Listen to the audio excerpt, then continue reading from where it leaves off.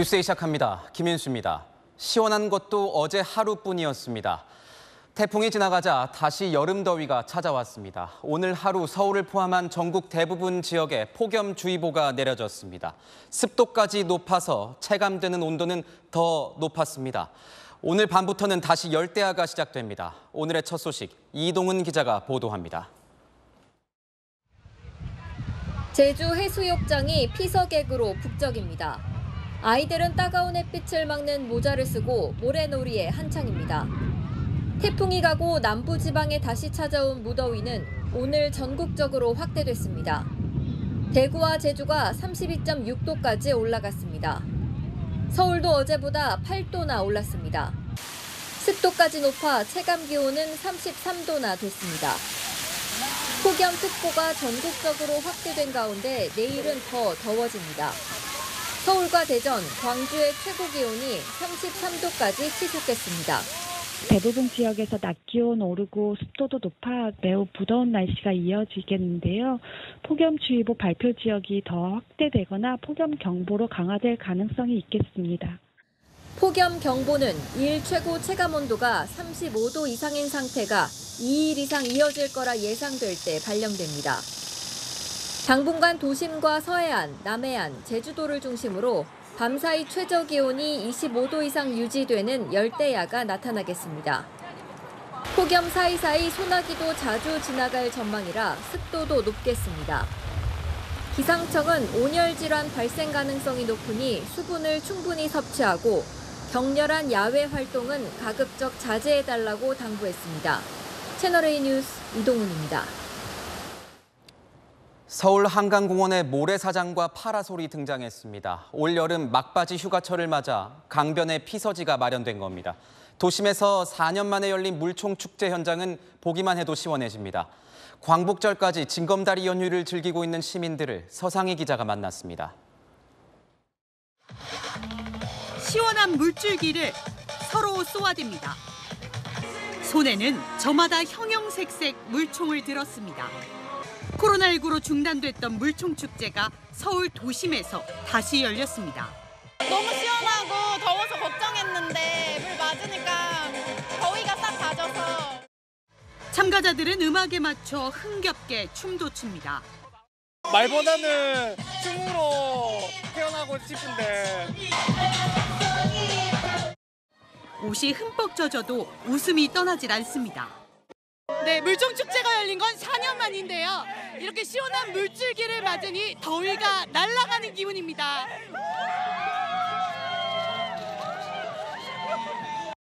모래사장에 누워 잠시 눈을 붙이고 아이들은 모래놀이에 한창입니다. 서울 잠실과 여의도 한강공원에는 강바람을 맞으며 더위를 피할 수 있는 백사장 쉼터가 생겼습니다. 모래놀이도 할 수 있고 누워서 책 볼 수도 있고. 어른들은 한강에서 수영하고 물놀이 하던 그때 그 시절 생각도 납니다. 시원한 물과 강바람을 찾아 이곳 한강으로 쏟아져 나왔습니다. 숙소분들 놀러 와가지고 수영도 하고 그랬어요. 그 기분이 나요 지금. 전국 대부분 지역에 폭염주의보가 내려진 가운데 막바지 여름을 즐기려는 피서객들이 계곡과 해수욕장으로 몰렸습니다. 채널A 뉴스 서상입니다. 해변으로 계곡으로 피서객들이 몰리면서 물놀이 안전사고가 잇따라 발생했습니다.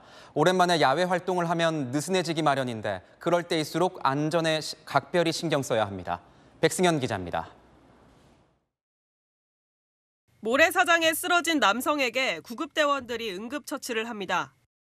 오늘 낮 12시 반쯤 강원 동해시 한섬해수욕장에서 사람이 물에 빠져 못 나오고 있다는 신고가 접수됐습니다. 물에 빠진 80대 남성은 인근 물놀이객에 의해 구조된 뒤 병원으로 옮겨졌지만 끝내 숨졌습니다. 비슷한 시각 경북 칠포해수욕장에서는 50대 남성 2명이 물에 빠져 숨졌습니다. 해경은 두 남성이 지인들과 함께 물놀이를 왔다가 사고를 당한 걸로 보고 있습니다.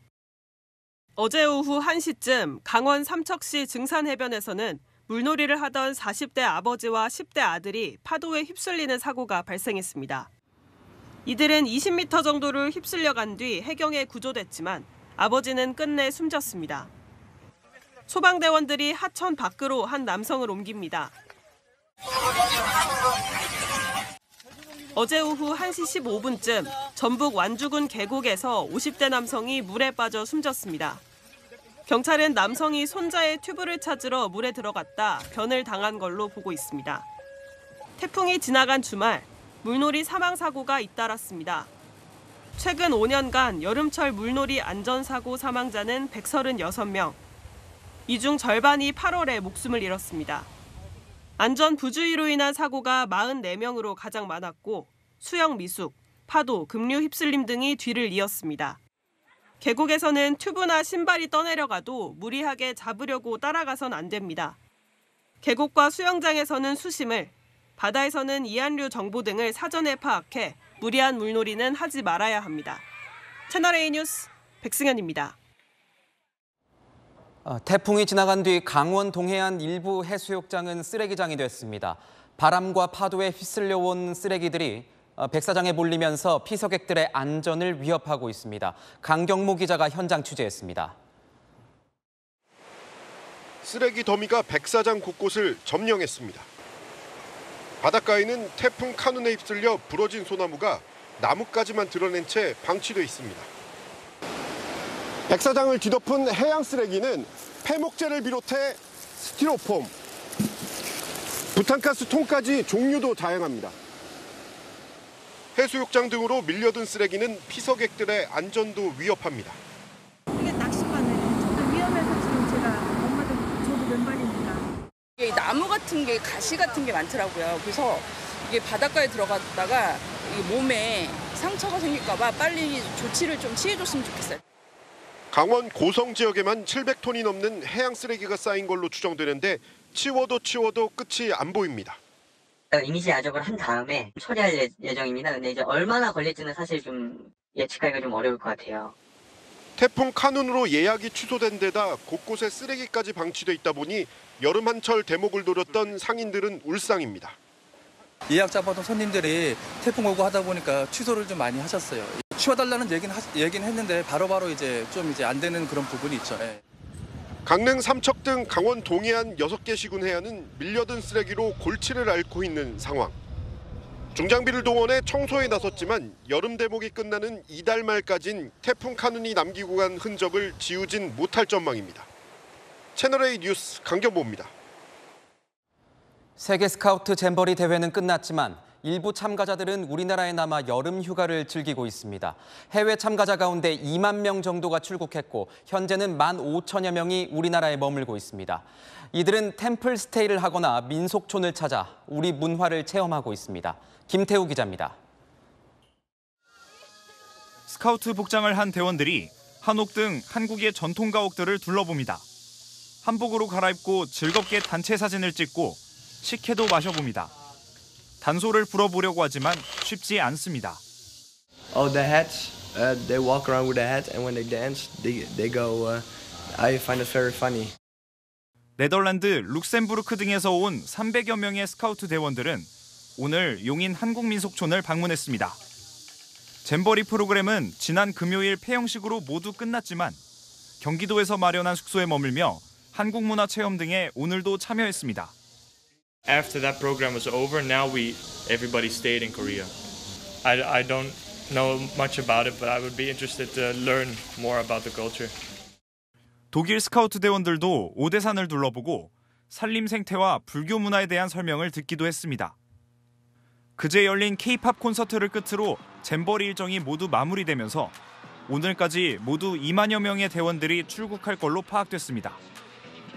새만금 조기 철수로 8개 지자체 등이 마련한 숙소에 머물던 3만 6천여 명의 대원들도 대부분 퇴소해 오늘 저녁에는 500여 명 정도만 체류할 예정입니다. 지자체 등 숙소에서 나와 아직 귀국하지 않은 15,000여 명의 외국 대원들은 각국이 사전에 예약한 프로그램을 진행하거나 개별 일정을 소화 중입니다. 정부는 사전 예약, 개별 일정에는 별도 지원을 하지 않는다고 밝혔습니다. 외국 스카우트 대원들은 15일까지 추가 일정 등을 마치고 모두 출국할 예정입니다. 채널A 뉴스 김태우입니다. 잼버리 대회가 끝나자마자 여야 정치권은 준비 부족과 부실 운영을 두고 본격적인 책임 공방을 시작했습니다. 여당은 전임 문재인 정권과 전라북도 탓이다. 반면 야당은 윤석열 정부 잘못이니 대통령이 사과하라. 이렇게 온종일 남탓만 했습니다. 문재인 전 대통령은 사과를 전하면서도 이번 대회로 국격과 긍지를 잃었다며 우회적인 비판에 나섰습니다. 김민지 기자가 보도합니다. 스카우트복을 입은 잼버리 공동조직위원장 김윤덕 민주당 의원이 대국민 사과를 했습니다. 국민 여러분 그리고 전라북도 도민 여러분께 실망을 안겨드린 점 진심으로 사과드립니다.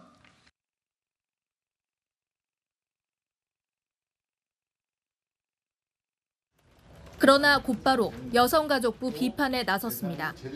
여가부 장관과 고성이 오고 가면서 여가부 장관은 필요 없다고 거절했고 저는 20억 정도 최소 20억은 있어야 된다.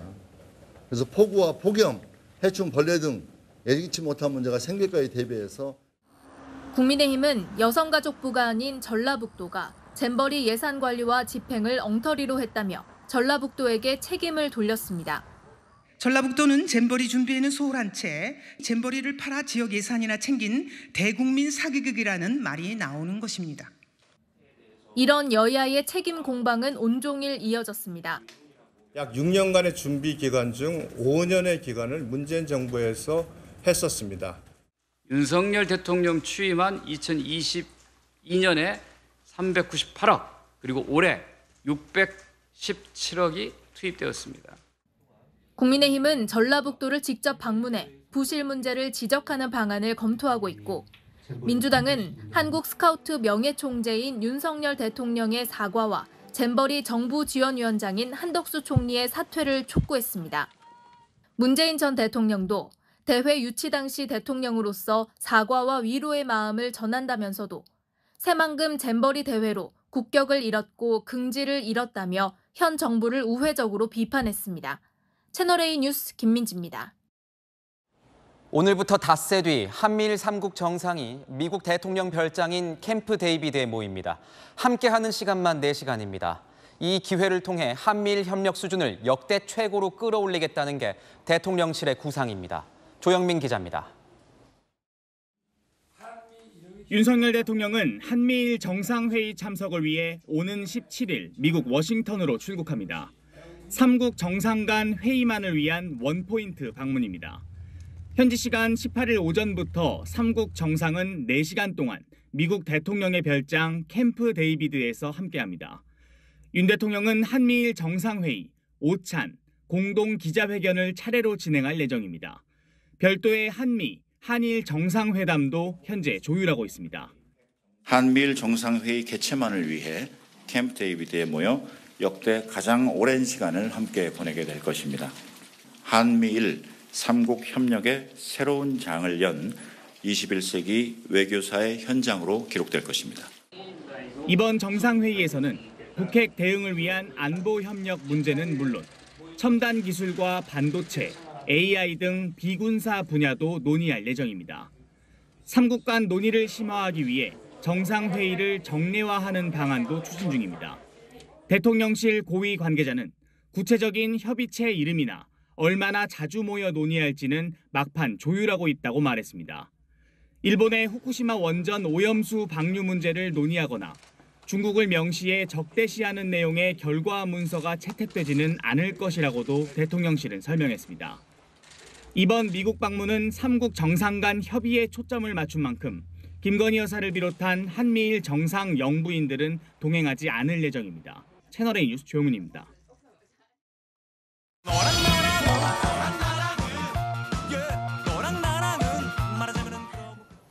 네, 여랑야랑 정치부 김유빈 기자 나왔습니다. 첫 번째 주제 보겠습니다. 툭하면 기억 안 나. 이건 누구 얘기입니까? 네, 민주당 이재명 대표입니다. 이재명 대표가 최근 재판에서 고 김문기 전 차장을 기억하지 못한다며 안면인식 장애를 언급했는데요. 7개월 전엔 쌍방울 김성태 전 회장에 대해서도 기억이 나지 않는다고 말했었죠. 누군가가 술 먹다가 바꿔줬다는 얘기가 있는데 저는 그게 기억이 안 납니다.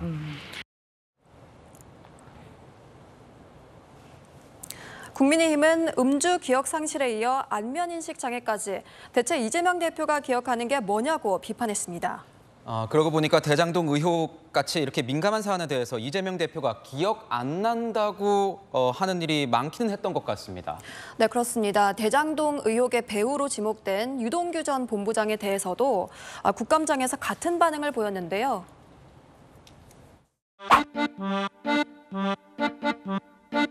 유동규 씨는 우리 지사님이 임명한 거 맞죠? 임명 권한이 누구한테 있는지 제가 지금 기억이 안 납니다.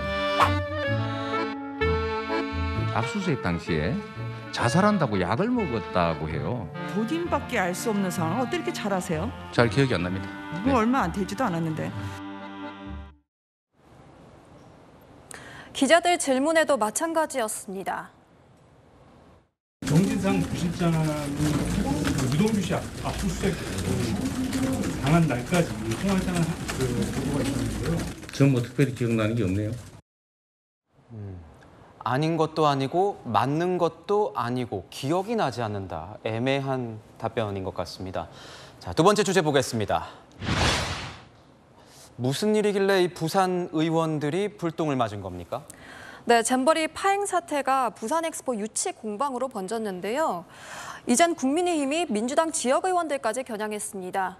부산을 지역구로 둔 민주당 의원은 모두 3명인데요. 장해찬 국민의힘 최고위원이 이들을 소환한 겁니다. 김한규 의원의 망언에 대해서 최인호, 박재호, 전재수 의원들은 평소에는 말만 잘하다가 침묵하고 있는지 모르겠습니다. 이 세 사람이 나서서 김한규 의원을 꾸짖고 국민들과 부산 시민들 앞에 무릎 꿇고 사과하게 만들어야 합니다. 그러니까 이 김한규 의원의 부산 엑스포 발언 때문에 발끈한 거군요. 네, 그렇습니다. 민주당 원내대변인인 김한규 의원이 새만금 잼버리를 비판하다가 부산 엑스포 유치도 물 건너갔다 이렇게 발언을 했는데요. 이 발언으로 장해찬 최고위원이 공격을 하니 최인호 의원 측은 공세에 일일이 대응할 생각이 없다고 말했습니다. 또 부산 엑스포 유치에 만전을 기하겠다고도 밝혔는데요. 김한규 의원도 부산 엑스포에 대해서 부산 시민들께 사죄하라는 건 지역주의를 자극하려는 게 아니냐 이렇게 비판했습니다. 네, 마지막 주제 보겠습니다. 사법부 좌표 찍기. 민주당이 또 사법부를 비판했습니까? 아닙니다. 이번에는 국민의힘 이야기입니다. 국민의힘이 노무현 전 대통령 명예훼손 혐의로 기소된 정진석 의원에게 실형을 선고한 판사의 과거 행적을 문제 삼은 건데요. 이번 판사는 고등학교 재학 시절 고 노무현 대통령 탄핵 세력들의 의원직 사퇴를 주장했을 정도로 정치 선양이 뚜렷함을 보여왔습니다. 민주당은 판결의 내용이 아닌 판사의 출신과 소속을 문제 삼는 건 사법 독립 침해라고 맞받았고요. 서울중앙지법도 판결 내용과 무관한 인신공격성 비난을 받아들이기 어렵다고 말했습니다. 그런데 이런 공방 어디서 저는 많이 본 것 같습니다. 네, 4년 전 조국 전 법무부 장관의 아내 정경심 씨에 대해서 법원이 징역형을 선고받았을 때도 비슷한 일이 있었죠.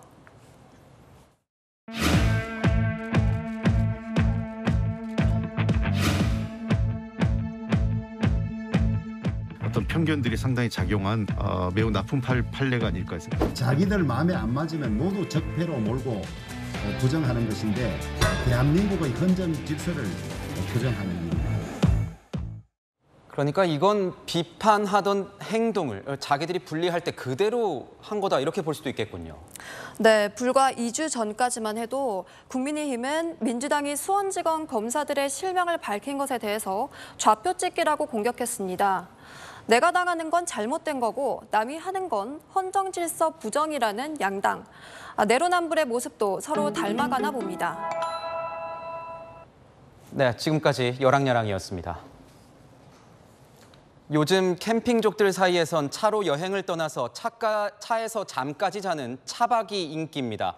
국내 자동차 업계가 이런 트렌드를 겨냥한 신차를 대거 출시하면서 차박족 공략에 열을 올리고 있습니다. 이민준 기자입니다. 코로나 이후 차 안에서 한적한 캠핑을 즐길 수 있는 차박이 대중화되면서 올 들어 차박족을 공략한 국산 SUV 신차들이 쏟아지고 있습니다. 저희는 이렇게 캠핑 같은 거 많이 하고 그 뒤에 공간하고 수평으로 되는 거 세단처럼 하는 것보다는 위아래 이렇게 좀 공간 넓은 거, 뒤에 공간 넓은 거 그런 거. 지난 5월에 나온 대형 SUV 전기차는 차 아래 엔진이 들어가지 않는 만큼 내부 공간을 넓게 뽑았습니다. 이렇게 2열과 3열의 좌석을 접으면 두 사람이 앉거나 누울 수 있는 공간이 만들어집니다. 이 차박하기에는 충분해 보입니다. 지난 10일 5년 만에 공개된 중형 SUV 신차는 차체 위로 올라가기 쉽도록 손잡이까지 만들었습니다. 차 위에 짐을 싣거나 텐트를 치려는 차박 쪽의 편의를 고려한 겁니다. We looked at big data, and during COVID, we noticed that the outdoor lifestyle was going to become a much stronger trend, and this was even further amplified by COVID. 올해 초엔 운전석과 조수석만 남기고 나머지 의자를 모두 드러낸 SUV 신차도 출시됐습니다.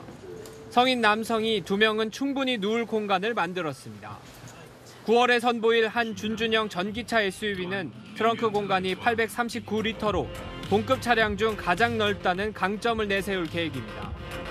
올 들어 7월까지 국내 SUV 판매량은 지난해보다 24.7% 늘어나며 시장이 점점 커지고 있습니다. 국내 승용차 시장의 절반 이상을 차지하는 SUV. 차박 쪽을 겨냥한 자동차 업체들의 전쟁은 더욱 치열해질 것으로 보입니다. 채널A 뉴스 이민준입니다. 최근 서울 아파트 분양 시장이 다시 들썩이고 있습니다. 오늘 한 견본주택에선 집을 보려고 2시간이나 줄을 섰다고 합니다. 부동산 시장 회복세로 가계대출도 같이 불어나고 있어서 금융당국은 긴장하고 있습니다. 유찬 기자입니다. 내일 특별공급 청약 접수를 시작하는 서울의 한 아파트 견본주택에 긴 줄이 늘어섰습니다. 한 2시간 정도 걸렸던 것 같은데요. 요즘에 다시 좀 집값이 오르는 것 같아서 그런 심리들이 좀 있는 것 같아요. 지난달 서울 한 아파트는 청약 경쟁률이 162.7대 1로 연중 최고를 찍었습니다. 매매 시장도 조금 회복되고 청약 시장에서 좀 괜찮은, 특히 서울 같은 경우에는 조건이 괜찮은 단지들에 대해서는 수요자들이 적극적으로 좀 접근하려고 하는 인식이 강해진 것 같습니다. 지난주 서울 아파트 매매 가격은 0.09% 오르며 12주 연속 상승했습니다. 이에 가계대출도 같이 불어나고 있습니다. 은행권 가계대출은 4월부터 넉 달 연속 증가세입니다. 대출 잔액은 사상 최대로 늘었습니다. 특히 만기를 50년으로 늘린 주택담보대출이 최근 가계대출 증가세를 이끌고 있습니다. 시중은행 4곳에서 50년 만기 주담대는 상품이 출시된 지 약 한 달 만에 1조 2천억 원 넘게 나갔습니다. 총부채 원리금 상환 비율, DSR 규제에 따라 1년에 갚을 수 있는 원리금 한도가 정해져 있는데 만기가 길어지면 대출 한도도 함께 늘어나기 때문입니다. 50년 만기 대출이 규제 우회 수단으로 쓰인다는 지적이 나오자 금융당국은 나이 제한을 두는 것을 포함해 여러 방안을 검토하고 나섰습니다. 채널A 뉴스 유찬입니다.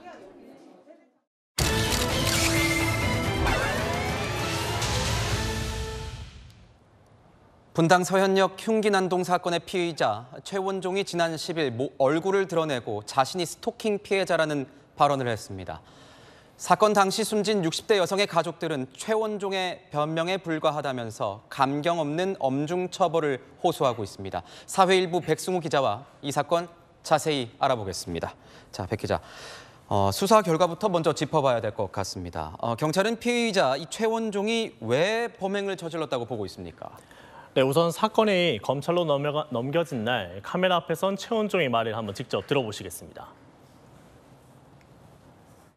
제가 몇 년 동안 이 조직 스토킹의 피해자였고 제 집 주변에 조직 스토킹 스토커들이 많이 있다고 생각했거든요. 그래가지고 제 집 주변에 있던 사람들을 죽여야겠다고 생각했습니다. 네, 경찰은 이 같은 최원종의 진술 등을 토대로 피해망상 때문에 벌인 범행으로 결론지었습니다. 피해자 유족들이 이런 최원종의 말들에 큰 상처를 받고 있는 상황 아니겠습니까? 예, 그렇습니다. 이 최원종이 자신이 스토킹 피해자라고 주장하고 반성문까지 쓰겠다고 밝혔는데요. 이 피해자 유족은 이 최원종이 피해자를 고려하지 않은 채 자신에게 유리한 말만 하고 있다고 분노하고 있습니다. 사건 당일 최원종이 인도로 몰았던 차에 치여 숨진 60대 여성, 고 이희남 씨의 남편 이야기 들어보시겠습니다. 그리고 좀 사람이 죽었고 피해자가 생겼는데 그거로 인해 가지고 뭐 어떻게 감형을 하고 뭐 내가 반성을 했다 이런 게 어필이 되는 것 같아 가지고 이건 아니다. 피해자 남편분은 이 감경을 걱정하고 있는 것 같습니다. 예, 맞습니다. 이 최원종이 과거 조현성 인격장애로 진단받았고 이 범행 동기도 피해 망상으로 나오면서 심신미약으로 감경되는 건 아니냐는 우려가 벌써부터 나오고 있습니다. 이 법정 용어로는 이를 책임 감경이라고 하는데요. 이 책임 능력이 부족하다고 봐서 이 형을 줄여주는 것을 말하는 겁니다. 이 인정이 될지 안 될지 지금 알 수 없을 정도로 지금 조현성 스펙트럼이기 때문에 상당히 지금 쟁점이 될 걸로 보여요, 재판정에서. 예, 하지만 심신미약으로 인정되기 쉽지 않을 거란 의견도 나오고 있습니다. 특히 최원종은 하루 전 흉기를 구매하고 범행 장소도 미리 가보는 등 계획 범행을 저질렀다는 점에서 감경 대상이 아닐 수 있다는 겁니다. 재판 중 정신감정을 진행할 것으로 예상되는데요. 예전에 비해 정신병력만으로 심신미약 감경이 쉽게 인정되지는 않는 추세입니다. 네, 유족분들이 이 숨진 이희남 씨의 생전 모습까지 공개하지 않았습니까? 예, 맞습니다. 지금 보시는 이 영상 속 여성이 고 이희남 씨입니다. 이 사건이 발생하던 날 부부는 9월로 예정돼 있던 해외여행 이야기를 나누며 길을 걷고 있었는데요. 한순간에 최원종의 차가 인도를 덮친 겁니다. 갑자기 차가 지나가는 거예요. 인도에 무슨 차가 있지. 순간적으로 제가 정신을 못 차렸어요. 그러면서 우리 집사람 해가지고 가니까 벌써 쓰러져가지고 우리 집 카톡방에 제목이 행복한 우리 집입니다. 이 행복한 우리 집이 찰나 1, 2초 만에 완전히 풍지박상이 난 거예요. 아니 이런 날벼락도 날벼락이 없습니다. 유족 측은 가해자만 주목받는 상황을 받아들이기 힘들어 이희남 씨의 생전 모습을 공개한다고 설명했습니다. 무엇보다 바라는 건 14명의 무고한 사상자를 내 최원종이 감경 없이 엄벌에 처해지는 것이란 뜻을 분명히 했습니다. 네, 지금까지 사건을 보다였습니다.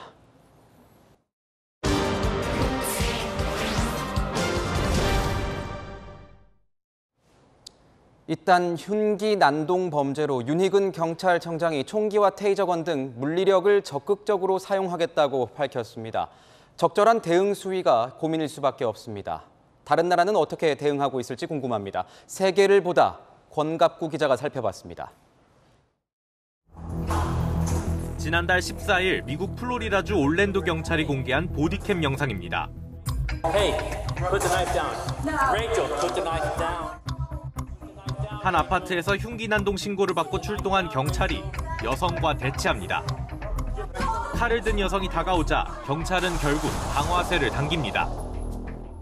시위 중 경찰에게 달려들었던 한 남성이 도망치려 하자 경찰들이 곤봉을 휘두릅니다. 이처럼 미국은 맨손엔 곤봉, 칼에는 총, 범인보다 한 단계 강한 무력을 쓰도록 하고 있습니다. Is when they feel they are threatened with a use of force, and the other is when someone's fleeing a dangerous crime. 다만 이러한 강력 대응 탓에 범죄 여부와 상관없이 매년 미 경찰에 의해 시민 25만 명이 부상을 당하고 600명 넘는 시민이 숨집니다. 그럼 다른 나라는 어떨까요? 영국은 총기 전문 경찰을 둡니다. 채무와 교우 관계까지 살펴보는 신원조사 후 2달 넘는 훈련을 거쳐 활동합니다. 지난 2017년부터 경찰의 총기 소지와 사용을 허가한 프랑스는 총기 사용 조건으로 5가지를 뒀습니다. 독일 경찰관은 총기를 소지하지만 사용을 극도로 제한합니다. 법으로 범인에게 가장 피해를 입히지 않는 방법으로라고 명시한 겁니다. 시민의 경찰 신뢰도 1위 국가인 덴마크도 총기 사용을 허가하지만 무력 사용을 최대한 자제하는 법도 같이 배웁니다.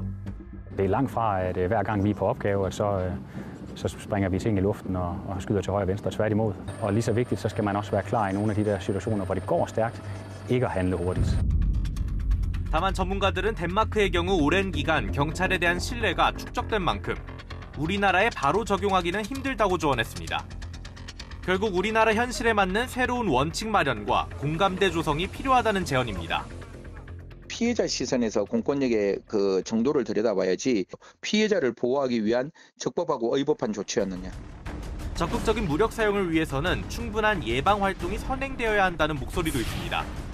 결국 그 힘으로 어떤 범죄를 예방한다고 하는 것은 한계가 있다고 하는 것을 스스로 인정을 해서 즉 범죄가 발생하기 이전에 함께 솔루션을 만드는 일선 경찰들은 직무 중 무력 사용을 하게 될 경우 책임을 국가가 지는 환경이 우선되어야 한다고 목소리를 높이고 있습니다. 세계를 보다 권갑구입니다. 8,000m가 넘는 히말라야 14개 봉우리를 단 석 달 만에 올라 세계 등반 역사를 새로 쓴 산악인이 논란에 휩싸였습니다. 극한의 현장에서 사고를 당한 짐꾼을 구조하지 않았다는 폭로가 나온 겁니다. 배두헌 기자입니다. 에베레스트에 이어 세계에서 두 번째로 높은 산 K2입니다.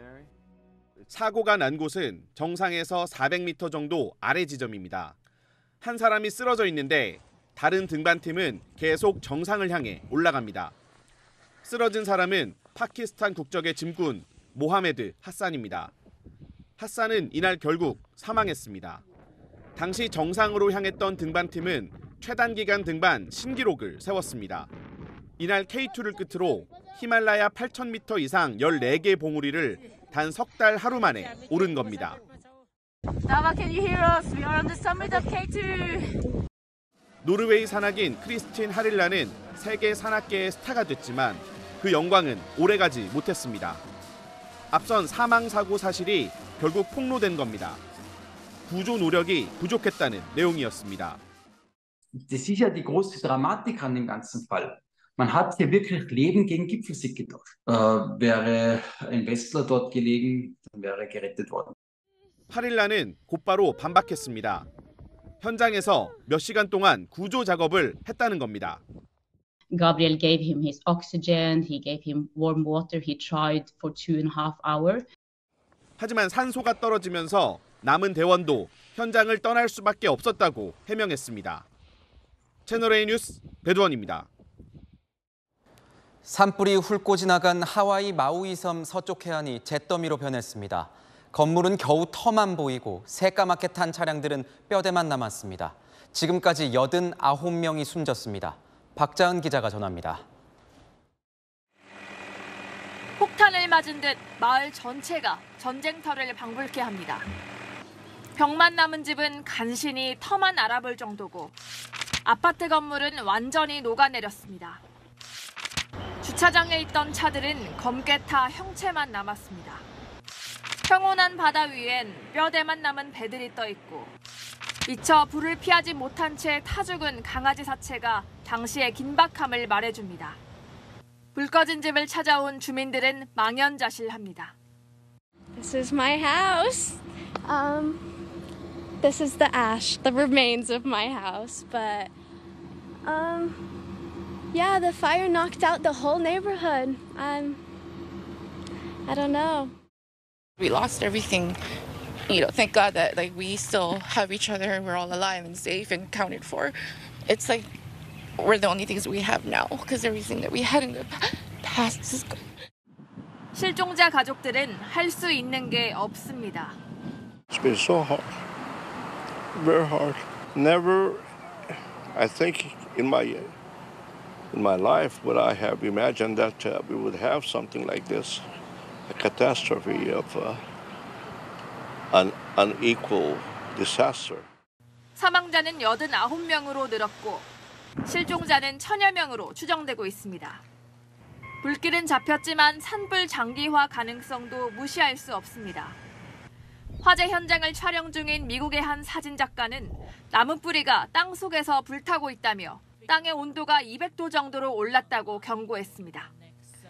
아직 다른 지역에서 산불이 진행 중인 만큼 피해 복구보다 추가 피해 방지에 집중해야 한다는 지적이 나옵니다. 채널A 뉴스 박자은입니다. 위해 헌신하신 오성규 지사님을 포함하여 오늘 도쿄발 김포행 비행기에 울려 퍼진 특별한 기내방송입니다. 마지막 제1독립유공자 오성규 애국지사가 오늘 영구 귀국했습니다.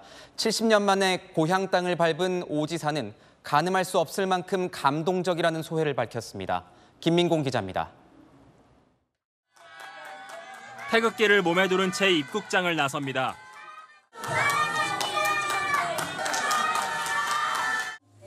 마지막 제1애국지사 오성규 지사가 일본에서 영구 귀국했습니다. 국기에 대하여 경례. 100세가 되어서야 조국에서 애국가를 불러보고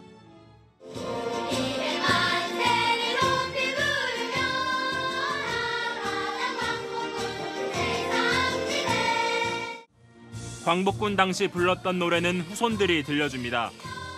너무도 감개무량해서 말이 나오질 않습니다. 감사합니다. 오 지사는 일제강점기 중국 만주에서 항일운동을 하고 중국 안후이성으로 거점을 옮겨 독립운동을 해왔습니다. 그 후 일본에서 거주했고 고국으로 돌아오기까지 70여 년이 걸린 겁니다. 이제 뭐 죽을 자리가 왔으니까 제가 일본에서 죽을 수는 없잖아요. 자기 나라 와서 죽어야지. 지난 2018년 아내를 잃은 뒤 고국에서 여생을 보내고 싶다는 뜻을 피력해왔고 이에 박민식 국가보훈부 장관 등 정부 대표단이 일본으로 건너가 직접 모셔왔습니다. 귀국 후 가장 먼저 찾은 곳은 자신이 모셨던 제3지대장 김학규 장군의 묘역입니다. 그동안 자주 오지 못해서 죄송합니다. 용서하십시오. 아마 김 선생한테 아마 갈 겁니다. 그때 사랑해 주십시오. 오 지사는 보훈병원에서 정밀 건강 검진을 진행한 뒤 보훈부의 도움을 받아 조기 정착에 나설 계획입니다. 채널A 뉴스 김민곤입니다. 오늘 많이 더우셨죠? 서울에서 31도, 대구와 제주에서 32.6도까지 오르는 등 전국으로 폭염특보가 확대됐는데요. 더 더워집니다. 오늘 밤부터 다시 전국 곳곳에 열대야가 발생하겠고요. 내일 서울과 대전, 광주에서 33도까지 오르는 등 오늘보다 2, 3도 더 높겠습니다. 습해서 불쾌감도 더하겠습니다. 내일도 전국에 구름 많은 가운데 내륙 곳곳과 제주도에 소나기가 오락가락하겠는데요. 5에서 30mm로 지역별 차이가 있습니다. 또 동해안에는 5mm 안팎의 비도 내리겠습니다. 당분간도 폭염 속에 소나기가 자주 지나겠습니다. 한편 동해안으로는 너울이 여전히 높게 밀려듭니다. 연휴 물놀이에 주의해 주시길 바랍니다. 날씨였습니다. 왕의 DNA를 가진 아이이니 왕자에게 말하듯 하라. 자녀의 담임교사에게 황당갑질을 한 교육부 공무원이 오늘 뒤늦게 사과했습니다. 이 공무원은 내 자식만 특별 대우해달라며 비상식적인 요구를 했습니다. 내 자식만 생각한 극단적 이기심이 교육 현장을 또 한 번 짓밟을 겁니다. 마침표 찍겠습니다. 교육 망치는 이기적 DNA. 뉴스A 마칩니다. 고맙습니다.